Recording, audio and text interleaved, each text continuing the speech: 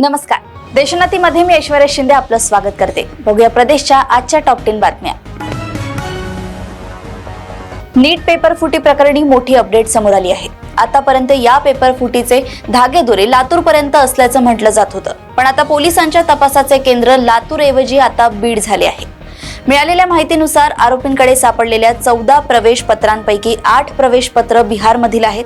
त्यात एक लातूरचा तर 7 बीडचे विद्यार्थी आहेत. सापडलेल्या प्रवेश पत्रांपैकी सर्वाधिक संख्या ही बीडच्या विद्यार्थ्यांची असल्याचे उघड झालंय. त्यामुळे पोलिसांचे लक्ष आता बीडकडे वळाले आहे.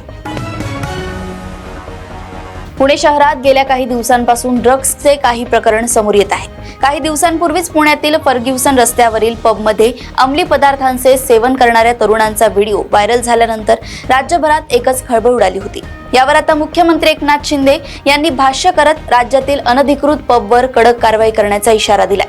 राज्यात जिथे कुठे ड्रग्ज विक्री होत असेल तर त्यांना सोडलं जाणार नाही. जोपर्यंत ड्रग्ज मुक्त शहर होत नाही तोपर्यंत बुलडोझर कारवाई सुरू राहणार असा इशारा मुख्यमंत्र्यांनी दिलाय. मुख्यमंत्री एकनाथ शिंदे यांनी विधानसभेत ज्येष्ठ नागरिकांसाठी मोठी घोषणा केली आहे. विधानसभेत आमदार प्रताप सरनाईक यांनी ज्येष्ठ नागरिकांसाठी एक लक्षवेधी मांडली. राज्यात 60 वर्षावरील अनेक ज्येष्ठ नागरिक आहेत, ज्यांना चारधाम यात्रा असेल किंवा राम मंदिर असेल किंवा अन्य तीर्थक्षेत्र असतील त्या ठिकाणी कित्येकदा पैशांची चणचण असल्याने जाता येत नाही किंवा अनेकदा कोणाला काहीच यात्रेबद्दल माहीत नसल्याने ज्येष्ठ नागरिक जाणे टाळतात. अशा ज्येष्ठांसाठी राज्य सरकारने मुख्यमंत्री तीर्थदर्शन योजना सुरू करावी अशी मागणी लक्षवेधीतून प्रताप सरनाईक यांनी सरकारकडे केली होती. राज्यातील ज्येष्ठ नागरिकांना तीर्थस्थळांचे दर्शन घडवण्यासाठी मुख्यमंत्री तीर्थदर्शन योजना सुरू करण्यात येणार असल्याची घोषणा मुख्यमंत्री एकनाथ शिंदे यांनी आज विधानसभेत केली.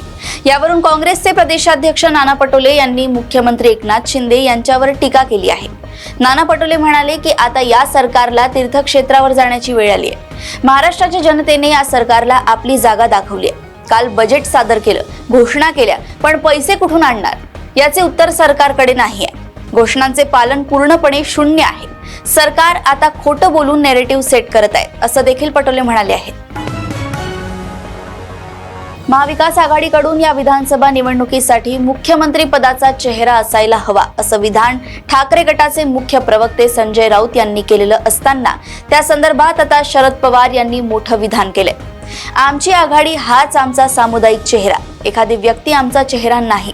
सामूहिक नेतृत्व हे आमचं सूत्र आहे असं शरद पवार म्हणाले आहेत.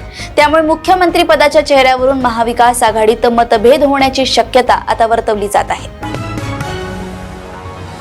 राज्य शासनाने शेतकऱ्यांना दुष्काळ, अतिवृष्टी व अवकाळी पाऊस यांचा निधी वितरित केला.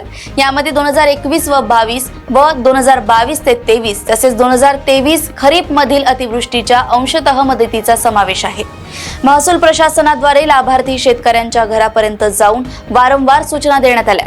मात्र मार्च महिन्यापासून जून पर्यंत 4 महिन्यांचा कालावधी लोटूनही शेतकऱ्यांनी आपली ई-KYC अद्याप केली नाही. तेव्हा शासन आहे द्यायला, पदर नाही घ्यायला असं म्हणण्याची वेळ आता आली आहे.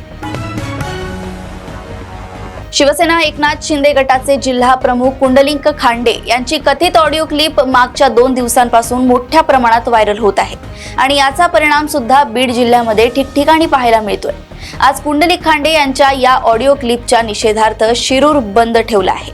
पंकजा मुंडे आणि धनंजय मुंडे यांच्या संदर्भात अपशब्द काढणाऱ्या कुंडलिक खांडे यांच्या विरोधामध्ये या ठिकाणी घोषणाबाजी देखील झाली आहे. भंडारा शहरालगतच्या टवेपार येथील जिल्हा परिषद प्राथमिक शाळेत गत वर्षभरापासून स्थायी शिक्षक नाही. शैक्षणिक सत्राला सुरुवात होत असतानाही जिल्हा परिषद शिक्षण विभाग या प्रकरणी गंभीर नाही. त्यामुळे विद्यार्थ्यांचे होणारे नुकसान लक्षात घेत स्थायी शिक्षकांच्या मागणीसाठी टवेपार येथील शाळा व्यवस्थापन समिती, पालक, ग्रामपंचायत पदाधिकारी आक्रमक झाले आहेत. शिक्षण विभागाच्या बेपर्वाई विरोधात 1 जुलैपासून शाळा बंद आंदोलन करण्याचा इशारा त्यांनी मुख्य कार्यपालन अधिकारी यांना तक्रार निवेदनातून दिलाय. कोल्हापूर जिल्ह्यात अजित पवार गटाला मोठे खिंडार पडण्याची शक्यता आहे. अजित पवार गटाचे कोल्हापूरचे जिल्हाध्यक्ष AY पाटील यांनी शरद पवार यांची भेट घेतली आहे. शरद पवार यांनी अलीकडच्या काळात 2 वेळा कोल्हापूरचा दौरा केला. या दोन्ही दौऱ्यात AY पाटील यांचा सहभाग होता. AY पाटलांच्या भेटीनंतर ते शरद पवार यांच्यासोबत जाण्यावर शिक्कामोर्तब झाल्याचं म्हटलं जातंय. लोकसभा निवडणुकीनंतर आता पुढच्या काही महिन्यातच राज्यात विधानसभेच्या निवडणुका होणार आहेत. या निवडणुकांच्या दृष्टीनं सर्वच राजकीय पक्षांच्या हालचालींना वेग आलाय. निवडणुकीच्या दृष्टीनं राजकीय घडामोडी घडत आहेत. सध्या मुंबईच्या कार्यालयात भाजपच्या कोअर कमिटीची बैठक झाली. आगामी विधानसभा निवडणुकीबाबत यामध्ये चर्चा झाली आहे. विधानसभा निवडणुकीसाठी भाजपकडून ब्लू प्रिंट तयार करण्यात येणार आहे. याबाबतची या बैठकीत चर्चा झाल्याची माहिती आहे. प्रदेशातील अशाच टॉप 10 बातम्या जाणून घेण्यासाठी बघत रहा देशोन्नती. आणि अजूनही तुम्ही आमच्या चॅनलला लाईक आणि सबस्क्राईब केलं नसेल तर लगेच लाईक आणि सबस्क्राईब करा आणि बघत रहा देशोन्नती. नमस्कार. ठळक घडामोडींसाठी देशोन्नती न्यूज चॅनलला सबस्क्राईब करा आणि बेल आयकॉन प्रेस करा.